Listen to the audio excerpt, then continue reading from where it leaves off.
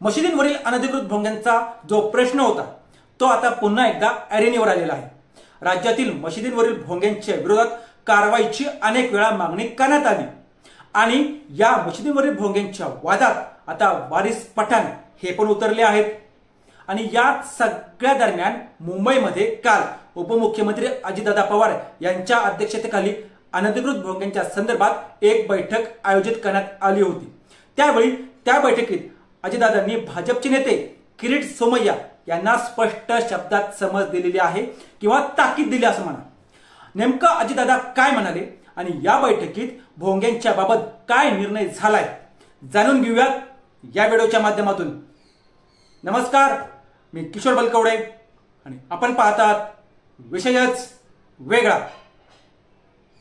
अजितदादा पवार यांनी या बैठकीत किरीट सोमय्या यांना स्पष्ट शब्दात सांगितलंय की किरीट सोमय्या यांनी मशिदीत जाऊ नये।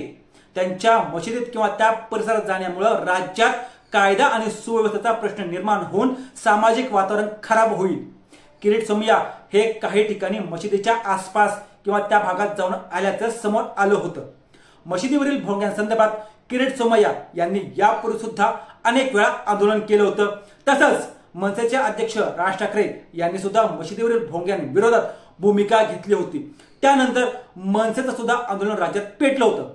एवढंच नाही तर काही बॉलिवूड सेलिब्रिटी आणि गायकांनी सुद्धा या भोंग्यांविरोधात सोशल मीडियावरती त्यांचं मत व्यक्त केलं होतं। मशिदीवरील अनधिकृत भोंग्यांच्या संदर्भात उपमुख्यमंत्री अजितदादा पवार यांच्या कालच्या बैठकीला पोलीस महासंचालक रश्मी शुक्ला आणि मुंबई पोलीस कमिशनर म्हणजे पोलीस आयुक्त देवेन भारती हे सुद्धा हजर होते। बैठकीत पोलीस आयुक्त देवेन भारती यांनी उच्च न्यायालयाने घातलेली आवाजाची जी 46 ते 56 डेसिबलची जी मर्यादा आहे त्याचं पालन होऊच शकत नाही याचं एक प्रॅक्टिकलच दाखवलंय। कारण बैठकीत बसलेल्या लोकांचा आवाज हा सुद्धा 46 डेसिबल पेक्षा जास्त असल्याचं देवेन भारती यांनी अजितदादा पवार यांना सिद्धच करून दाखवलं। अजित पवार यांच्याकडून पोलीस आयुक्त आणि पोलीस महासंचालक यांना नियमांची पायमल्ली करणाऱ्यांवर कडक कारवाई करण्याचे निर्देश दिलेले आहेत, आदेश दिले असले तरी कुठेही चुकीच्या पद्धतीने कारवाई नको असं सुद्धा स्पष्ट शब्दात सांगितलं। पोलीस आयुक्तांनी माहिती दिली की मुंबईत आतापर्यंत 1500 भोंगे उतरवण्यात आलेले आहेत।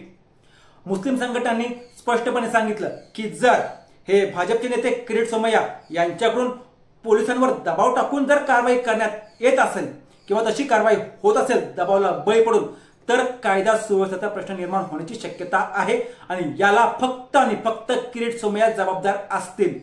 त्यामुळं महापालिका निवडणुकीपूर्वी हा भोंग्यांचा मुद्दा तापेल असा राजकीय जाणकारांचा अंदाज आहे। समाजवादी पक्षाचे आमदार अबू आझमी यांनी आरोप केला की किरीट सोमय्या हे मुद्दामून हा वाद उकरून काढत आहेत, तसंच मशिदी बाहेर जाऊन तिथं व्हिडिओ शूटिंग करत आहेत कॅमेऱ्याद्वारे। मुंबईत 1500 भोंगे काढल्याचं सांगण्यात येत असलं तरी मंदिराबाबत सुद्धा असेच आदेश आहेत।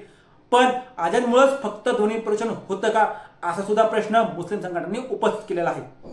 तसंच एमआयएमचे नेते वारिस पठाण हे म्हणाले की मुंबईत मशिदीवरील भोंगे काढायला सांगत आहात त्याविषयी आम्ही तक्रार अजितदादा यांच्याकडे अगोदरच केलेली आहे आणि हे चुकीचं आहे। एकूणच काय तर महापालिका निवडणुकीच्या अगोदर मशिदीवरील भोंग्यांचा मुद्दा राज्यात पुन्हा तापणार। असेच रोजच्या रोज नवनवीन व्हिडिओ पाहण्यासाठी आमच्या चॅनलला सबस्क्राईब करून व्हिडिओला लाईक करायला विसरू नका।